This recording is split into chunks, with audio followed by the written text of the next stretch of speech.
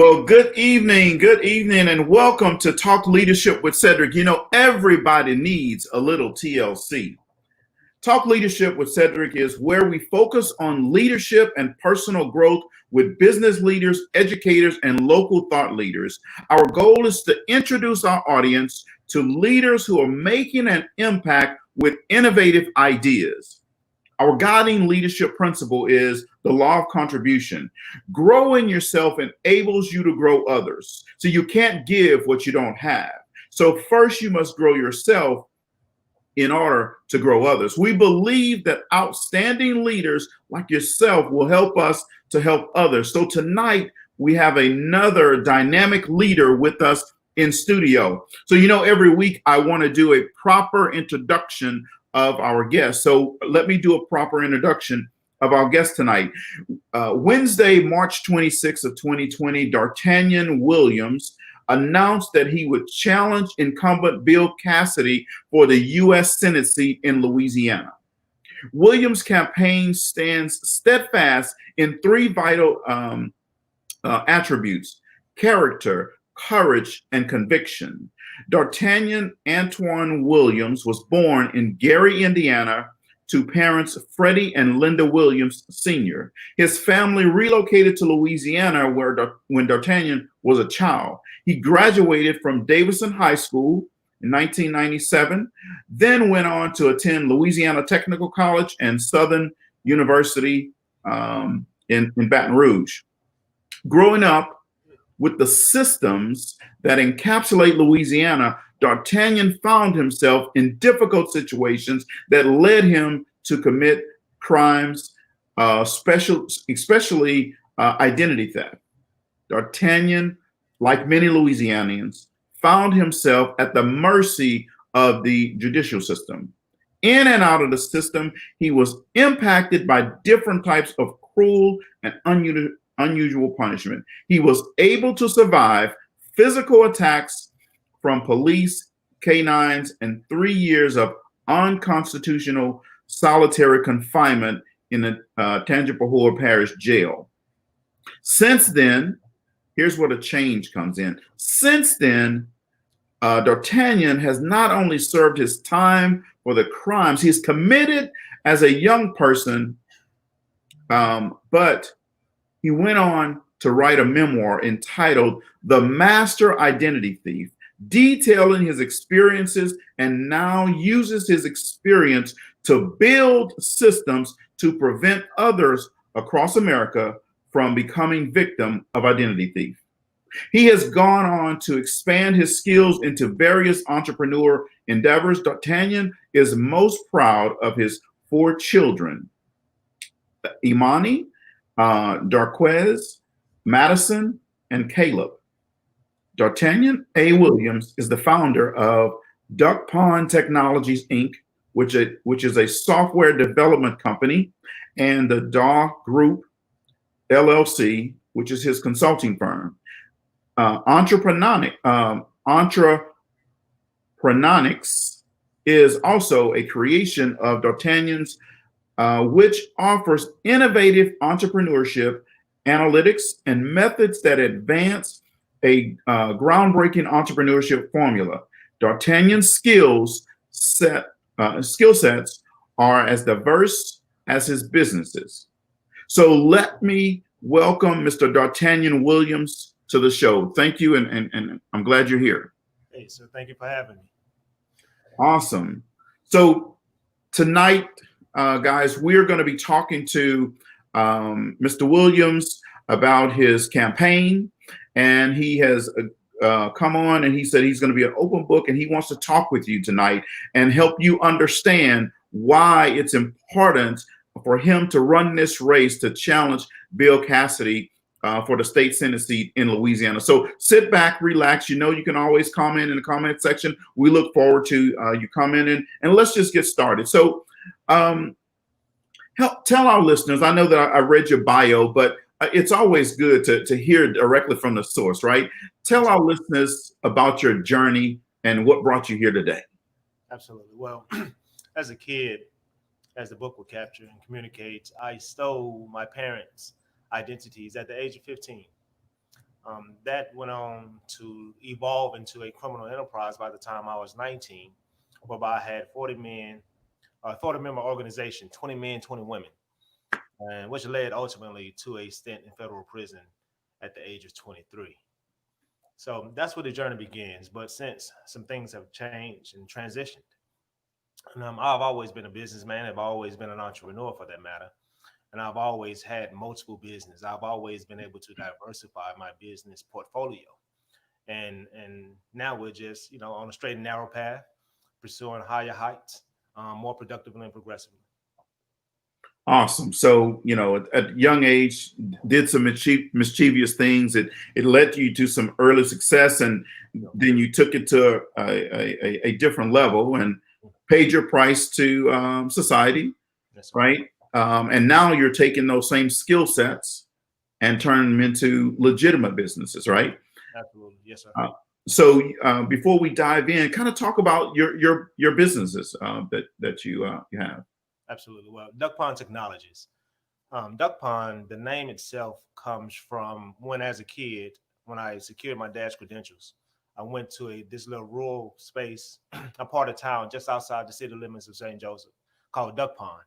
Now, it doesn't look anything like a duck pond that would readily come to our minds. It's just in a cotton field, and it's just it was a cattle pen actually owned by Mr. Elvatus Fields, who is the mayor of St. Joseph. So it was Duck Pond to which I relocated as a kid to decipher those credentials: his social security number, his date of birth, the checkbook, the checking account number, bank routing number, and those things, so that I could marry the scheme to the scam. And it was Duck Pond that I went while being on my literary hiatus last year when writing my memoir. I went back to Duck Pond and I camped out for the weekend, unbeknownst to anybody, including my parents. So I was in town and I needed to recreate that environment so as to capture the ethos that was needed to inspire um, the ingenuity, the creativity, and the innovation that now finds itself as part and parcel to 10 patents that I own under Duck Pond Technologies, Inc., in the space of fraud and fraud prevention. Okay, awesome. So, folks, I want you to make sure that you capture and understand what Mr. Williams is saying. Um, he took his skill set, took his knowledge. Now he has intellectual property. I think he said 10 patents. Yes, sir. 10 patents filed with the USTPO as of March 10th this year. Okay, 10 patents, folks. Now, sit back and think about people that you know and think about that you consider to be successful. How many patents do they have, folks? So now I'm pointing this out for a reason. Okay, I don't want you to focus on where Mr. Williams was. I want you to focus on where he is today and what he's accomplished today and what he's doing today. I know sometimes we get caught up in where someone has been. That was his journey, and it brought him to where he is today. Now he's ready to make an impact. So now we want to talk about the impact that he wants to make for the state of Louisiana, running for the U.S. Senate seat. So let's dive right into that. So why did you decide to run for U.S. Senate? For a couple of different reasons. I mean, considering today's political landscape and climate, what we do know is that we cannot permit the dialogue of continuity to persist. We must interrupt it and do so here and now, very directly, very deliberately, with all readiness in terms of speed and, in fact, post haste, so as to begin to rectify a lot of the mess and mishaps that has been made as a result of our current leadership. Okay, all right, and obviously you're ready for a long, arduous race. Bill Cassidy is not going to be an easy opponent to defeat, but I know you feel you're up to that. But tell our audience why you believe now is that time for you. Sure. Well, I think that my life experiences and the challenges that I've met and overcame has in part prepared me for the challenges that lie ahead. I like to think of myself as the embodiment of what I identify as the marginalized majority. And that's simply those of us who occupy and live in middle America. Now, Mhm. I will say that the incumbent and career politicians, they don't know their streets, nor their rock roads. But I resonate with my people. I know both streets and the rock roads. I know the hood, neighborhood, and the trailer park. And I'm not scared to get down in the ditches and trenches so as to engage and communicate and have a conversation, create that dialogue and change that dialectic so as to impress and impact my people in such a way whereby I'm relatable to them. Okay. All right. And relationships are important, and being relatable is extremely important, especially in these times with the coronavirus that's happening. People want to hear and be connected to their politicians as much as possible. So, so you're born in Indiana, but grew up, I guess, a significant portion of your life in Louisiana. That's right. So where in Louisiana are you from? Sure. Well, I'm from the city of St. Joseph, Louisiana, a small country town, 1,500 people population. I think is now somewhere around 1,300 people. Parish of Kensaw. So it's in the northeastern region of the state, and it is identified and recognized as the Delta region of the state. So it's up there by Tallulah, up there by Lake Providence, and some of those parts. Okay, all right. Well, I'm glad you say Lake Providence. I have a friend of mine that his wife is from Lake Providence, so now I have an idea of where that's from. Um, Leaders come in all different types of packages, and they all have different strengths. Give us a couple of strengths that you feel are important for you to to be a successful leader in your campaign. Sure, and not in just in my campaign, but leadership in any capacity. Sure. Yeah. A real leader must readily identify his weaknesses, and that's part of his strength. And part of that strength is knowing how to staff those weaknesses. And once a man or woman, for that matter, and once a leader makes recognition of his weaknesses, then he can improve and employ and mobilize in such a way that's calculated, that's effective, and that's productive and progressive. And I think that a leader should also have the ability to organize and to create coalitions so as to engage a type of medium through which he or she can communicate and to do so in a measure that's both concise and full of clarity. Okay. All right. I like that. Organize, develop coalitions, collaborations that are concise and with clarity, right? And understanding that clarity and helping people understand your message and your campaign ideas and what you want to do in office, help the audience understand or get a feel for like your first 90 days. Well, what do you think are the most important things to tackle at the beginning? Well, I think today's climate welcomes an immediate conversation for criminal justice and prison reform and what that looks like. I bring a unique perspective to that, starting at the Article 3 judges, going on to the eradication of the parenthetical statement in the 13th Amendment, moving on into prison privatization and the prison industrial complex. So criminal justice in all of its facets needs to be looked at. And while both the chest and head is open, we need to perform surgery in each and every one of those aspects. Why is now open up for discussion, both from a legislative perspective, from a judicial perspective, from a municipal perspective, from a local and state government perspective. We just need to tackle those issues head on and confront them for what they are and deal with the systemic racism and the systematic prejudices that are part and parcel to that. And then that perpetuate that. Sure, sure, sure, and definitely like that. And but we know that hey, that's going to definitely appeal to us. But you're gonna have to reach across the aisle, right? Absolutely. And so what are some of those strategies or things that are going to be important in that first 90 days that people on the other side of the aisle are going to want to hear and rally around? Yes, sir. Well, the issue of identity theft in the space of cybersecurity, identity theft, whether we recognize it or not, admit it or not, is a matter of national security. Since 1998, identity theft has been the fastest growing crime in America and continues to be that for the last 22 consecutive years. That's why we had the 1998 Identity Theft and Assumptions, or rather Deterrence Act. And since then, there have been other amendments, but these amendments are merely stabs at the problem because identity theft, from a legislative perspective, only intends to treat the symptoms and not the underlying cause. So, Right. what can be a dialogue that both sides of the aisle can engage is how do we prevent that? How do we stop that? What measures can we put in place from an institutional perspective all the way to a consumer perspective, so as to detect, detain, and deter identity theft in all of its forms and facets? What they focus on children identity theft, and we recognize that to be CPNs and all these acronyms and terminologies that's disguised to perpetrate and perpetuate this particular crime. But nobody wants to have their kids subjected to the whims and wiles of an identity thief who uses their social security number and as such their identity before they come into their own identity, even at age.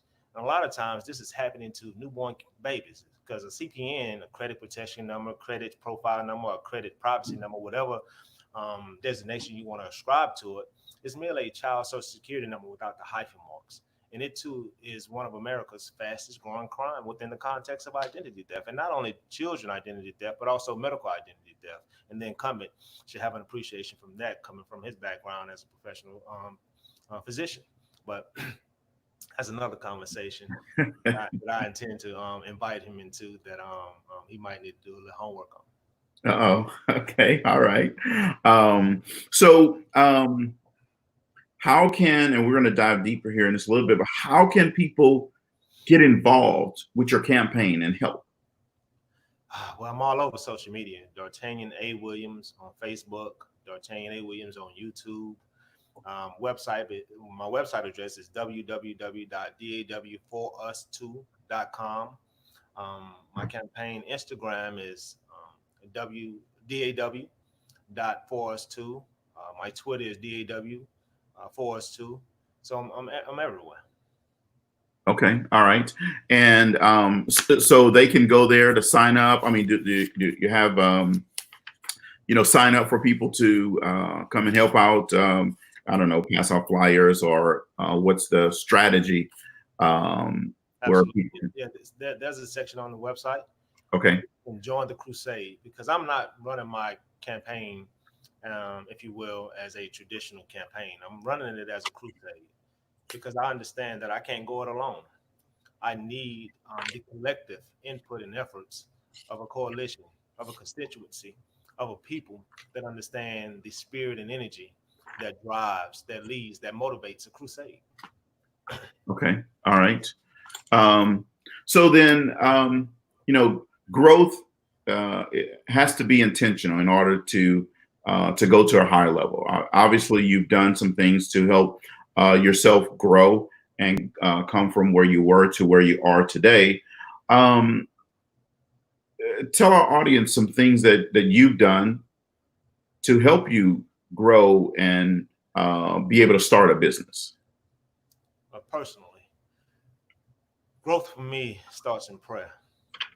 As a student of scripture, you have to be able to accept the challenge of building the vision out from prayer. Mm-hmm. I know that's where it starts. Sure. So in growth, it happens in different ways. I've been able to continue the process of growing by educating myself. I like to identify as an autodidact, and one who educates or equips himself by way of erudition. And I am a studious, avid reader. I don't read anything fiction or otherwise, and it's all informative and educational. And I don't knock those that do, but sure.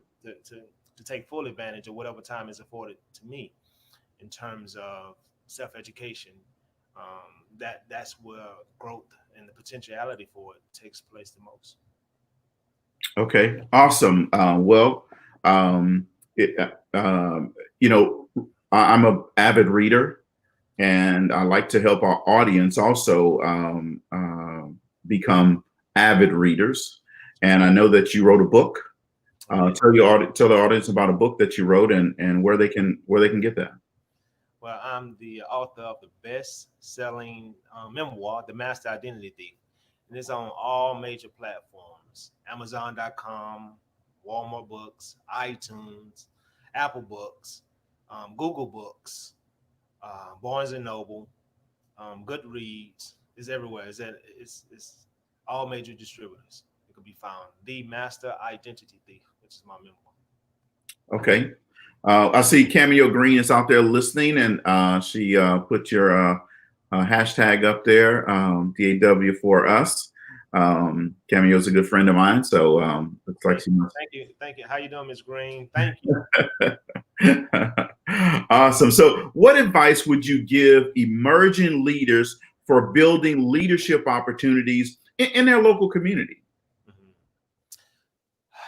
You have to understand. You have to understand your people. You have to one know who you are and know what you bring and what you have to offer, and then you need to recognize by way of reconnaissance what's needed most from you in that community locally.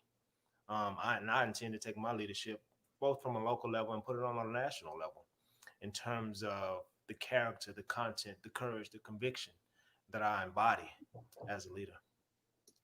And for leaders to recognize that in their local communities, I think that the first step is one, knowing who they are and the magnitude of their leadership, and two, identifying the needs within your community and addressing those accordingly. Sure, sure. And on that same note, being involved in community civic involvement obviously is important to you, or you wouldn't be running for office, right? So help our younger generation. We call them the iGen. They're Generation Z. They're between the ages of 8 and 24 years old right now. Help them understand the importance of civic involvement and how it can impact, how they can make an impact on their community, even at their young age. Oh, I'm glad you charged me with that responsibility. So look, this generation, the Gen Zers, need to identify, need to understand how powerful they are, and improving upon the right to be civically responsible, to taking advantage of your right to vote, understanding what your civil liberties are, appreciating those things for what they are, and then embodying that in such a way whereby you own it and you do so with a measure of comfort, one, and confidence, two, so that you may motivate and inspire like peers to engage at that same level of responsibility. Because if you don't take charge and enact and embody that responsibility in terms of being a leader at any level, more Mhm. particularly as a millennial, you're going to be held accountable. And accountability comes by way of policy, from a local level, state government level, all the way up to a federal level.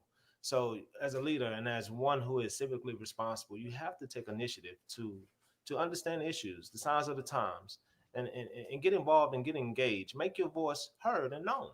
And one way to do that, one way to be civically responsible, is to speak up and turn out the vote.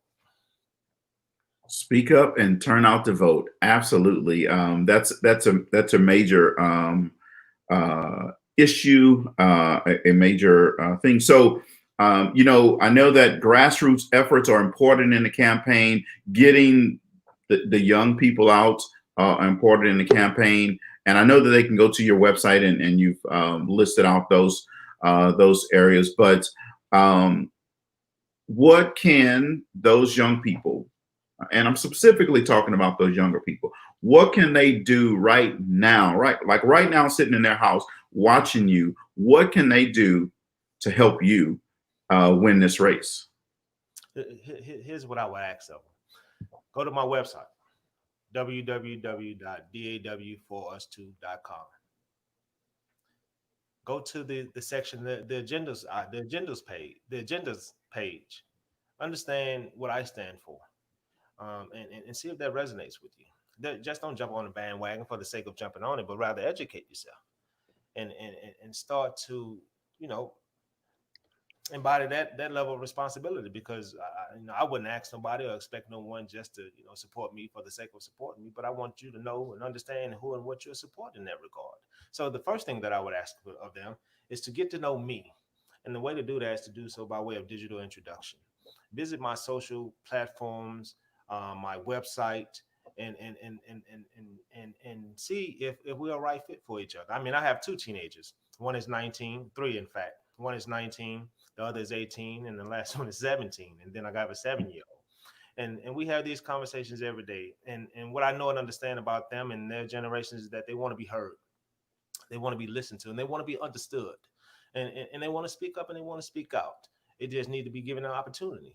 And that's what I want to do. I want to invite and welcome them into a conversation, a dialogue that we can converse and I can begin to understand their cares and concerns so that we can, collaborate and begin to communicate those things collectively from a political perspective, as well as from a social context and from a business perspective. I think that we have something to offer each other, and I'll take initiative in making my offer to them.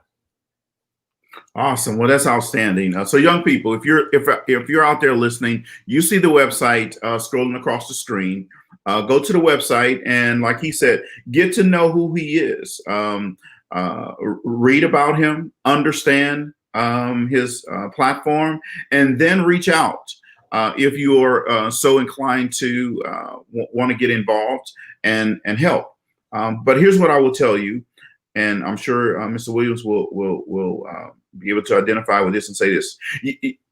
You can't say anything if you don't get involved. Right. If you don't go register to vote, you can't impact anything if you don't go vote, right? Don't allow what's happening in the world deter you from your God-given right to vote, okay? Don't let what's happening in your community. There may be something bad happening in your community right now. Don't let that stop you from going out and vote. But let me say this, guys. In order for Mr. Williams to successfully challenge the incumbent Bill Cassidy, he's going to need your help.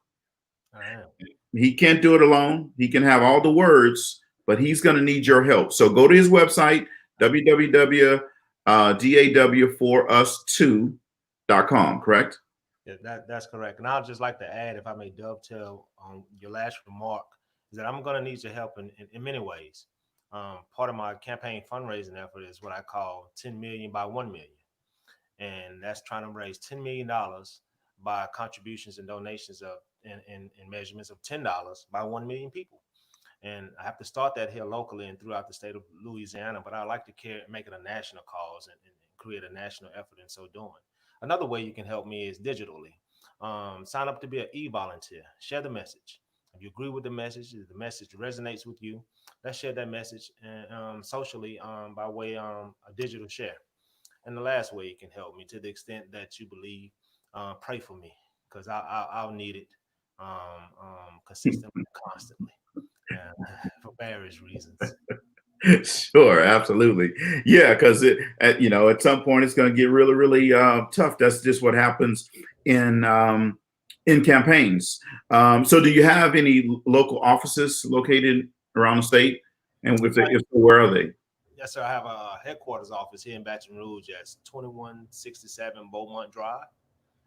And I'm looking to build out into New Orleans as of Friday this week. I'll get that information back to you so that you can update it. I'll share it with your audience members at a convenient time, at the most appropriate time for update purposes. And I'm looking to open up an office in Shreveport next week, so as to capture the big three throughout the state. Okay, so all areas of the state where you'll be able to, people will be able to reach out to you. Okay, that's perfect. So people, the reason why I keep asking that question around that question, because I want to know, I want people to understand where they can reach you, right? If they don't know where, then people make excuses. So I want to make sure people know where they can reach you. So, mentors.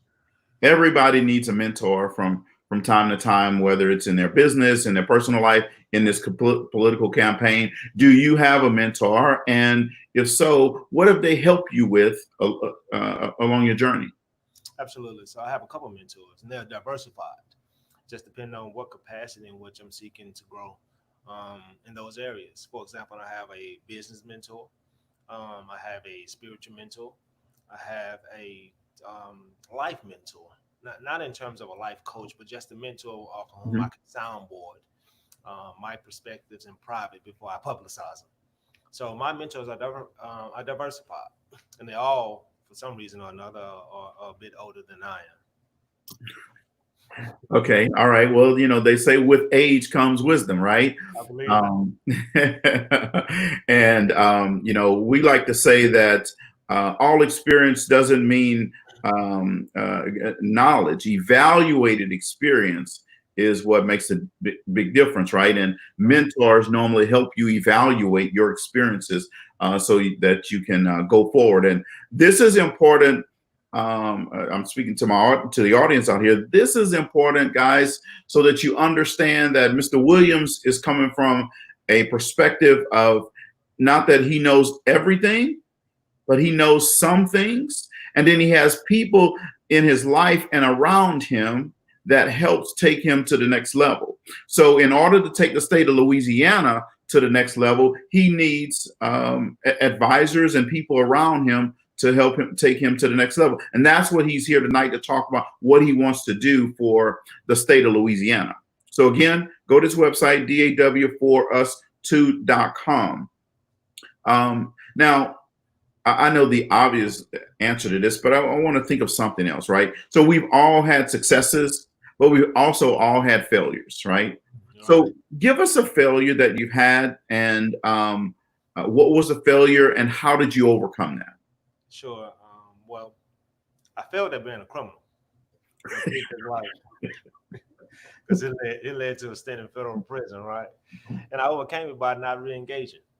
So, but and that's in my personal private life. But in business, um, the thing about being an entrepreneur or a leader, because you can't. To me, the terms are synonymous. Sure. In order to be an entrepreneur, you have to be a leader. In order to be a leader, you don't necessarily have to be an entrepreneur, but the skills Yeah. are the same. Yeah. I mean, whatever capacity you're leading in that regard. But some of my failures have been in business, and I had to learn the hard way. I've been an entrepreneur who could always self-fund and finance his businesses, and I've learned, to think twice and act once.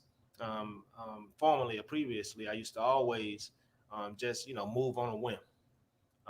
Sound good, no business plan, no guidance, no direction, and you know, those were mistakes that were costly, but they were experiences from which I learned, and now operate in empirical prudence, making sound decisions and calculated decisions, so as to minimize the risk of loss and of failure. But an entrepreneur, I will say this: any entrepreneur, any leader for that matter, cannot be scared of failure, cannot be deterred by it or discouraged by it. Um, and in fact, if they approach it from a place of optimism, you have to look at any failure as a falling forward and not a failure backwards. So just as long as you learn or gain something from the experience, then in that essence, in that moment, you are succeeding in some measure, even if you don't recognize it as such, because it is a valuable nugget, a lesson learned from a previous experience that you do not intend to replicate in the next one. Absolutely, absolutely. So on that note around failure, and good response there. I really like that. But around that note of failure, what do you think are one or two failures that the current Louisiana Senator Bill Cassidy has had that you're going to be able to help take our citizens to the next level? He's disconnected. He's disconnected from the constituency. He's more connected at the hip of President Trump, and that has caused him to vote with the man for 91.7% of the time. Oh, wow. And that's not my position. I intend to be a voice and vessel through which the constituency communicates those legitimate concerns, their cares, and I don't have to do that in terms of being a follower of anyone who offers or advertises themselves to be a leader. But I intend to lead with consciousness, and from a place of virtue and value that has a set of principles and morality that's structured and foundation in the Holy Scriptures. Okay, and On that last point right there, 'cause I loved everything you said, even your last point, but I just want to touch on that last point. You said even in with the Holy with the Scripture, right, and the Holy Spirit. Um, do you think everybody is going to buy into a message around um, the Scripture and Holy Spirit in politics? Absolutely not. I mean, we have a historical reference that is perhaps, no, not perhaps, that is the perfect example when they did not receive or accept the Messiah and his message in his day. So understanding that you can't always please everybody. And the message that you draft and communicate is not one designed necessarily to be a doctrine that's delivered to itch and ears, but one that helps people to identify not their shortcomings, but the shortcomings and failures of the system, because they've done their part by participating in the political process and as such exercising their right to vote and voting. But sometimes we make mistakes, and I think that this last 4 years has helped a lot of people to see the mistakes that they made during the last election. And I think that it's one from which we can learn as a people, as a constituency, as individuals, and as a collective, and make better decisions next time. Today, when we deal with the scriptures and we deal with the subject of to what extent I've been redeemed and how effective the word is and its application is in my life, we have to be mindful that none of us are perfect, Sure. and that rehabilitation is an ongoing and consistent process. And the productivity of that rehabilitation is measured by one's consistency to and commitment to the same. Awesome. I absolutely love that. And I hope people out there understand what this brother just said. Now, consistency is important in growth, and consistency is important to make sure that we continue to show and lead the way and show people that we're consistently doing the right things over and over and over again. Now, here's what I want us to move. We were talking about the iGen or Generation Z. Yep. Right now, I want to go to the opposite end of the spectrum. Right, we still have some traditionalists, but more baby boomers. Right, those older folks in Louisiana that are going to be out there voting, and they're going to see Mr. Dartanyon Williams, and the first thing they're gonna do, they're gonna pull up, oh well, yeah, he did. Talk to those. Let's talk directly to those people, in terms of, hey, what do you want? How are you going to help them? Baby boomers are the ones that are in retirement now, and Social Security and medical costs. And I know Louisiana struggled just in the last 5 years with their medical insurance and hospitalization. They closed some facilities down. So how are you going to help them? Talk to them. Well, it is a proven fact that baby boomers are the most targeted victims of all scams, check scams, identity theft schemes and scams, just fraud, period. Baby boomers are perhaps the biggest target. So there's an educational process that we need to undergo. And I intend, and I like the fact that you reference, or rather contrast, Gen Zers to baby boomers. But they're the parents of the Gen Zers, of which amongst whom I exist. So you had Gen Zers, Gen Xers, and then baby boomers. So there's a trichotomy. And I embody, I like to think of myself as the one who bridges the gaps between the two, because in between Gen Xer and Gen Z, in between me and my child, otherwise left to themselves, there's a digital divide. And that gulf widens as we go from Gen Z to baby boom. And if I can, reconcile those lines of communication so as to help both understand each other's psychology, then we can begin to address and tackle in a way that makes our messaging effective. Now, appreciating the baby boomers in terms of some of the challenges that they make, um, I'm sorry, that they have Yeah. in today's time amidst COVID-19, and how this attack, this pandemic, has accented the disparities, healthcare disparities that exist in our healthcare system, locally and nationally. I intend to address those concerns and understand them in such a way that makes access to healthcare one easier and even more importantly affordable. Yes. Well, easy access and affordability for the baby boomer population and the traditionalists that are still around definitely will make life easier for them. Excuse me. Can you give us three things that Louisiana citizens will benefit from with you being in office? That could be direct benefit or indirect benefit they'll get. Sure, sure. So you're gonna get when I'm feeling, you're gonna get um, sound, conscious leadership. You know, to be a leader, you have to have some conviction. You have to have some conscience, which acts as your moral compass, and you have to have some character, and Hmm. and that character has to be valuable. So because as a leader has to make decisions, and those decisions need to be based on not personal or private agendas, but what's in the better interest or collective good of whom you represent.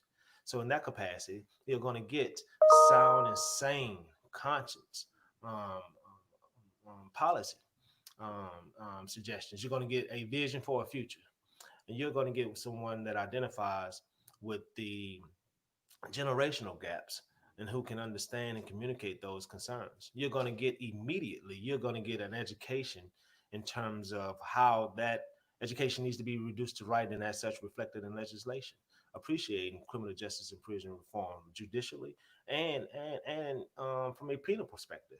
You're going to get immediate attention given to legislations and policies that are designed to eradicate that qualified immunity that these police are perpetrating their crimes in the name of protecting and serving.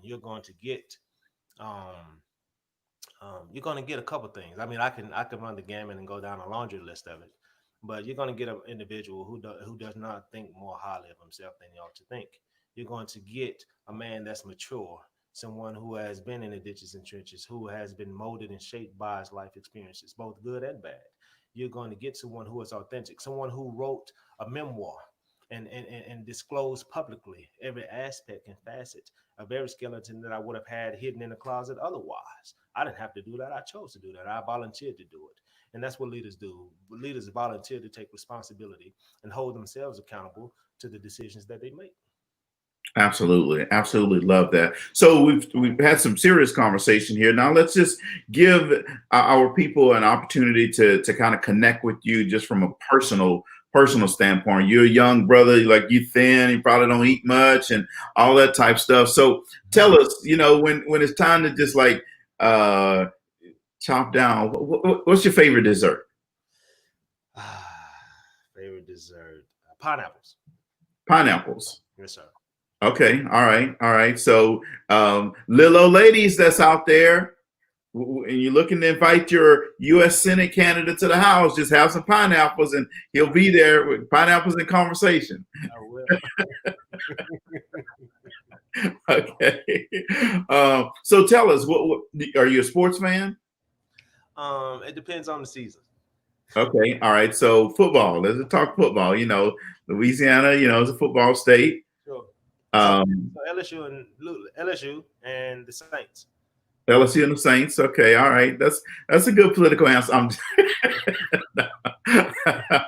LSU and the Saints. All right, I like that. I can go. I had to think about that one too. No, that's good. That's absolutely good. So when you decide, But I also have an appreciation for HBCU sports as well, athletics as well, and support them to the extent that I can, especially Southern University here in Baton Rouge, Louisiana. Um, which has rich history, and was my starting point in terms of a collegiate pursuit. sure. Yes, I have an appreciation for that, and Absolutely. I at least go to the homecomings when time permits. Hey, you got to do that. Got to see that big band, right? The marching jukebox. So that's awesome. And last question here in terms of just people getting to know who you are. So you say, hey, family, it's time to go on vacation. What's your favorite vacation spot you like to go to? I enjoy Belize. Okay. Yes, sir. All right. Belize is a nice place. There you go, folks. We try to give you every side of a person to make them more human-like, and know that just because he's running for state senator, that they don't have time to sit back, relax, and enjoy some things. So Pineapples in Conversation, LSU, Southern, and the Saints football games. I'm with him as long as they're not playing the Steelers, and then we got a problem. Um, so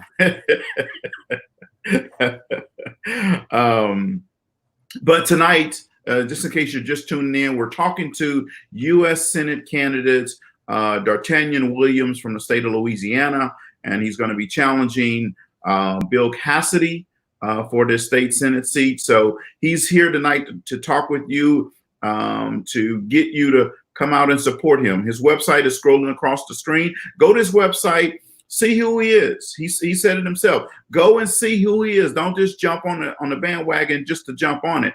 Read about him. Understand who he is. If you feel compelled to get involved, if you can feel compelled that you want change, then get involved in his campaign. If you want more of the same, then you can get more of the same.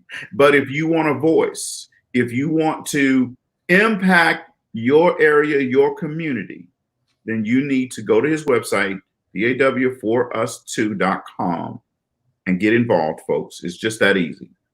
All right. So, leadership, we say at the John Maxwell team that leadership is influence, nothing more, nothing less. What's your plan to influence the outcome of this election? Because it's going to be a tough one, right? Yeah, right. For me, he said, electability has everything to do with relatability. And once you can relate to an individual, or in other words, connect, then you can begin to communicate. So it's about making contact and then communication. And my campaign is structured and designed in such a way whereby it targets the people, and not so much a political party or base. We are focused on cares and concerns of people amidst COVID-19, of people who have been marginalized, of people who have been shortchanged, of people who have tried to be convinced to befriend mediocrity as if they don't have alternatives and choices, of people who have had their rights suppressed, and of people who's even witnessing in today's time very calculated and determined efforts at voter suppression, of people who are trying to be silenced. I intend to inspire and influence in such a way by being a hands-on candidate that, by the way, has real swag. Awesome. Well, I know you can't do this by yourself, and I know that you have a team of people that are helping you out and helping you run this campaign. Not just helping you out, but helping you run this campaign and spread the word. So let's give a shout out to some people that are behind the scenes helping you take this to the next level. Sure. My communications director, Amanda, rockstar. My general consultant / campaign manager, Ricky Broadway, young, visionary, understands and appreciates politics to a degree that few can and ever will. To my field constituency outreach director, Jabril, she's just awesome. She's a go-getter. She is the type of energy that wins campaigns. She does not take no for an answer. And if the door doesn't open by way of a knock, it's coming down by way of a kick. So I'm situated. Some of my advisors, some of my counselors, top tier advisors whose name I would not get mentioned to, but nonetheless who are behind me. And to a degree that's sacrificial, and I can appreciate that. I'm considered a dark horse. I'm a marginalized candidate, right? And it is not the traditional thing for my kind and type to do. I've since regained my right to vote, but the establishment, if you will, would have me to limit that in terms of just exercising the right to vote and not the right to be voted for. So I intend to push that envelope in that regard, because I believe that I can represent and use my leadership skills in a capacity in a political space as a businessman with political aspirations. No, I'm not a politician, but I understand and appreciate politics for what it is, and I intend to position myself to conduct the business of the state on the behalf of the state's constituency. That is awesome. I love what you said. Hey, look, I'm not a politician. I'm not the traditional person. When you open up the dictionary and they say politicians, that you're not going to see my picture there. But I'm here because I want to add value to the people in the state of Louisiana. I'm here because my conviction says I need to do something to make a change. My conviction says, hey, the time is now. And if I don't do it, who will? I love that. I know I added some things to what you said, but I'm reading between the lines of really what you're saying. Yes, sir. Thank you. I appreciate that. And so outside of the election, what's next for you? Right now, I'm organizing. Well, in fact, I've organized. I'm just going to. So here's my first mentioning of it publicly. Okay. 25 buses statewide. We're going to Washington on August the 28th. And I'm going to put these millennials in the seat with their parents, Generation X is next to them, and their grandparents, baby boomers, behind them. And we're going to trek up to Washington, and we're going to let our voices, our cares, our concerns be known and heard. And we're going to document that one and demonstrate it too. And I call this initiative "Rise Up Louisiana." Ain't got nothing to do with politics. Ain't got nothing to do with my campaign. This is all an initiative that's motivated out of my leadership and entrepreneurship. And I'm going to create this opportunity so as to create an experience for this generation. Because I wasn't living. I wasn't even born in 1964 to get to see the picture. I don't think my parents had black and white TV cable. So I don't think that I think they saw the same pictures I've since seen. But I want to create an experience because I know and understand that in that environment, the ethos and energy is going to be inspirational. It's going to be motivational, and it's going to be influential in such a way whereby making that trek up to Washington, that's going to save somebody's life. Somebody would have been on the verge of suicide. And going to Washington in that day and that moment, being in that climate and in that atmosphere will give them new hope, meaning, and definition for life. Somebody will be on the verge of subscribing to some type of substance abuse for the remainder of their days, and as such, being overtaken by that dark reality. But being in that environment is going to detour, if you will, and give them hope and opportunity for a new life with a better future. So we're going to put the necessary precautions in place, respecting COVID-19 for what it is and what it has to offer or not. And we're just going to get out here. And that's part of me getting out in the ditches and churches with my constituency. That's part of me influencing this generation and the succeeding generation and the generation of baby boomers that was before that. It's part of me locking arm in arm and letting them know that, hey, I'm not somewhere hide out or tucked off or ducked out in Washington or in my office or any of that. I'm out here with you. Let's get it. Awesome. Now that's what you call, folks, rolling up your sleeves and getting in the trenches. That's what you call, folks, moving the dirt. That's what you call, folks, digging deep and making a change in someone's life. The law of Mount Everest says, as the challenge escalates, the need for teamwork elevates. So that means team, as we get closer to this election, teamwork is critical. And Rise Up Louisiana is one of those things that we say as team to help elevate everybody else around us. All right. So as they announced, and he just made it public tonight, Rise Up Louisiana, August 28th, they're going to take buses and they're going to head to Washington, D.C. So pay attention to their website as they announce things around this so that you can get involved. If you want to be one of those people in the moment, so you can say, I was there, then you need to be going to the website, filling out information cards, so that you can get involved and get on the list so that you can be in Washington, D.C. when they make this campaign crusade. It's just that simple, folks. We can talk about it all day long, but if you're not about the action, then you're just a bunch of talk. All right. So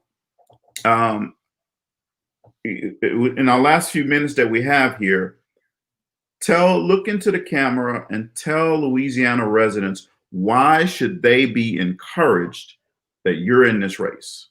Because change is inevitable, and change is going to come, and I'm going to bring it with me. All right, I like that. Change is inevitable, and change is going to come, and he's bringing it with him. I absolutely love that. Anything else you want to share with our audience before we wrap up the last few minutes of the show? I think that we've covered it. I think that, but being that this platform is about leadership, I want to inculcate. I want to constantly remind those who aspire to positions of leadership to know that leadership is about commitment, dedication, consistency, and sacrifice. Leaders don't just become leaders overnight. Leaders always discipline themselves, and they train themselves, and they cultivate that skill set. It is a constant and consistent investment of time, of resource, of effort, not being fearful of failure that might await, the outcome. And I want to remind everybody, whether I'm your candidate or not, exercise your right to vote and make your voice heard. No matter what systems, no matter what tactics are put in place by those whom don't share the same ideology as you do, don't be suppressed. You've been oppressed long enough, and don't continue to be suppressed by oppressive tactics. Change starts with you. And whether it's in your personal life or appreciating your political perspectives, change starts with you. And there's a unique difference in between talking about change and actually exercising and being the embodiment of change. And I'll conclude with that. So we're going to rise up as the state of Louisiana, and hopefully we'll rise up as a nation come November the 3rd. Turn out to vote, speak up, and dare to be silenced. Awesome. I tell you what, I truly want to thank you for coming on the show tonight, and thank you for your words of wisdom. Thank you for taking on this charge. I know that it's never easy. It's not going to be an easy road, and that's okay. You didn't want it because it was easy. You wanted it because it was difficult, right?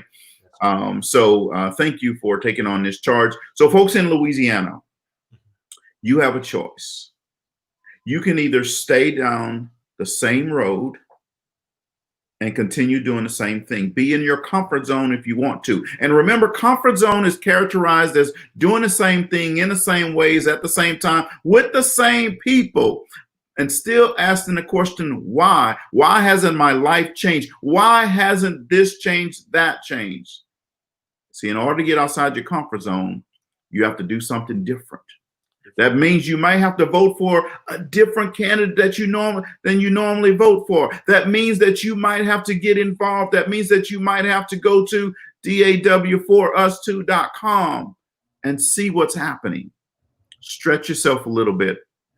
If you want something different, you have to make something different. Mr. Dartanyon Williams is here tonight to tell you that he is that change, that difference maker for your community. So I challenge you to rise up and join his journey along the way. Whether he wins or not is definitely not just about the win. It's about the journey and what's going to come from this. See, you can still make a statement when you get out and vote, even if in losing, if you let them know it's not going to be easy the next time around either. You see, you make a difference. That's what we're asking you to do. So thank you guys very much for tuning in tonight.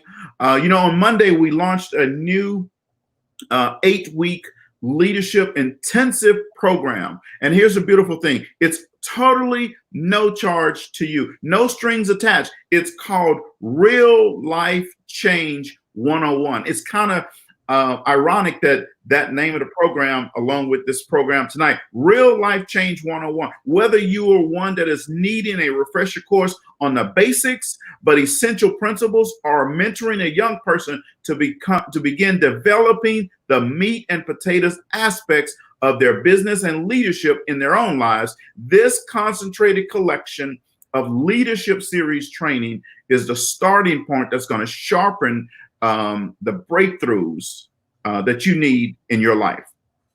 And again, if you need things like relationship, ethics, attitude, leadership, self-improvement, success, teamwork, equipping, and mentoring, folks, that's what's included in the program. Let me just tell you this. You're going to get the book, no charge. You're going to get a communication impact assessment, no charge. The program is 8 weeks, intense 8 weeks. So if you're ready to change your life, get involved. The program value is $500, no charge to you. The assessment, we sell it every day, $149, no charge to you. The 8 weeks, no charge to you. We're trying to change your life, folks. So if you want it, you know the website, go sign up, go to my Facebook page, and all the information is there. So folks, at 7:45 tonight, join us. We're going to be talking with attorney Marshall Simeon. And he has some late breaking news that he's going to share with you as well. But always remember, if you're not at the table, you're on the menu. Don't be on the menu. Join us next Monday for TLC. Thank you very much. And Mr. Williams, again, thank you very much for coming on the show. Thank you. Thank you. Thank you. Thank you, listeners.